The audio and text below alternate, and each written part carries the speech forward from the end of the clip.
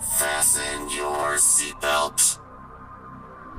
It's the 30-second take podcast, where two people face off in a digital duel.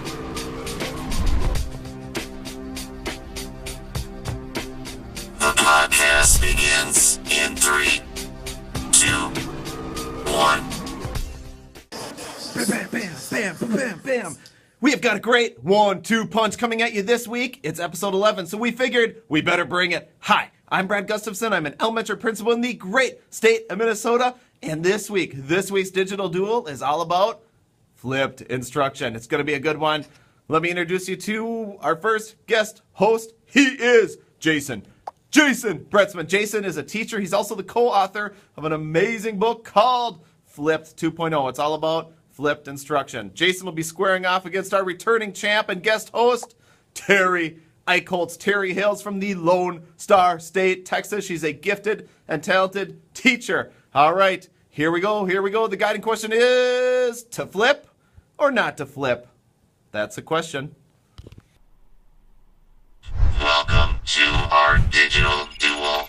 Cast your vote for the most compelling response. The winner returns next week to defend the title. The answer should be different for each teacher, but doesn't have to be an either-or proposition. Can we flip one unit, one lesson, or even the directions for the next project? Let's approach flipping as a mindset change and ask, what's the best use of face-to-face time with students when they have access to each other and the professional educator? What can only be done together in the shared time? Then we can answer what students should do outside of class, if anything, during the individual time. Whether 'tis nobler to have your students suffer the slings and arrows during outrageous solitude, or take arms together against a sea of content. You have to decide, for you and your students. There is no method of teaching that fits all students. Flipping does have its place. If you typically lecture and then ask students to do assignments outside of class, which are likely to require help, then it makes sense to turn this around by assigning the lecture for homework and facilitating more hands-on experience in class. Flipping can also be an asset for students who miss class, or even for students who are interested in working ahead. However, videos should never fully replace teaching, and regular feedback and interaction from an experienced live instructor is essential for learning.